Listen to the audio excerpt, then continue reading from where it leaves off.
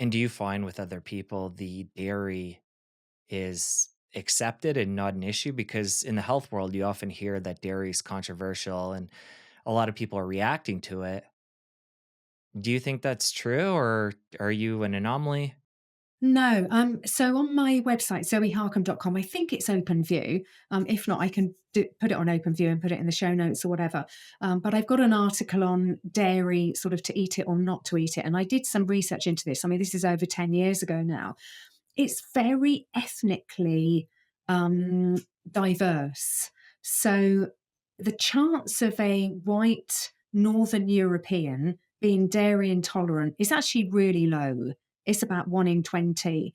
The chance of a person of Asian origin, even if they're born in the UK, if they've got Asian ethnicity, the chance of them being dairy intolerant is the other way around. It's 19 out of 20. So if we've got people in the club saying, "Oh, I'm not sure I'm able to tolerate dairy," it's a really simple first rule of thumb. Do you look like me, or do you look like Rishi Sunak or whatever? Because if you look like Rishi Sunak, chances are you have got dairy intolerance. If you look like me, chances are you don't. Um, and I don't want people cutting out too many real foods unless they have to. Um, so again, it's part of this whole obsessive thing that can go on in our world of, oh, I'm only going to eat grass-fed meat. Well, that's great, and I do, but then I can afford to, and I live in the countryside, and I know my local farmer, so that's easy for me to do. It's not so easy in New York or London, and I do accept that. The dairy industry over here is very different to the dairy industry over in the US. I mean, the cows are grazing in the field. The windows are closed now because it's dark, but I could see them if the windows were open. I know where the farm is. I can go and see the milk coming out of the cows if I so choose before it lands up on my doorstep. You know, we have a whole different relationship with food here in Wales, let alone in the UK.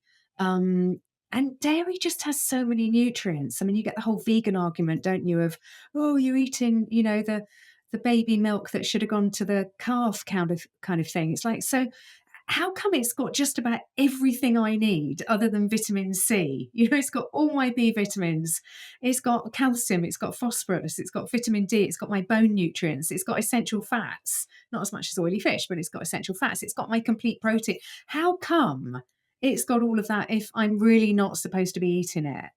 And I'm just kind of, I like it. I feel good eating it. It doesn't cause me any problems. You'll know if it does. You'll get bloating or you'll get cravings for it, or you'll find that you can't lose weight if you're having dairy. But I like it. I wonder for people that have stayed away because of things they've heard and then they're transitioning back. You mentioned bloating. I wonder if there's a period of transition that people need to ease into it or be weary that their body is adjusting as they're bringing that back in. There might be. I mean, the other thing that dairy does as well, particularly things like natural yogurt with lactobacillus and acidophilus and all those good sort of gut thing.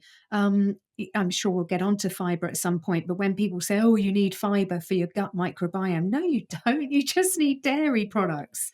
There's lots of other things that will help, but in terms of food. Blue cheese or fermented foods, they don't need to have any carbohydrate in them at all. Pickled herrings or whatever are fermented.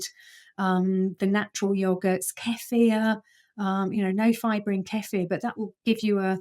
If you want a colonic irrigation, if you've never tried kefir, do kefir for about 24, 48 hours. And as it's repopulating your gut with the good flora, it's also getting rid of the bad flora at the same time. And you will literally have a flushing through of your body. So yeah, you might experience something, but I'd say again, don't get put off with that. There's some things that are going to make you bloat because, quite frankly, they're bad for you, like wheat. If wheat isn't making you bloat, then you're lucky or unlucky because actually, the sooner it makes you bloat, the better because you'll give it up, and you're just better off without it. But dairy shouldn't make you bloat. It shouldn't. You talked about the quality of the dairy in your neck of the woods. How do you feel about our dairy here in North America? Because in the health world, again, coming back to the controversy, there's a lot of nuance there where people, and I'm no expert in this area, but there's A1, A2 dairy. people that can tolerate sheep and goat. Mhm.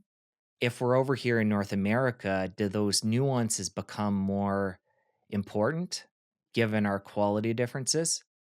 I don't know. I mean, my understanding of the dairy industry in America is it's probably more also things like antibiotics given to animals. There's tighter legislation over in Europe.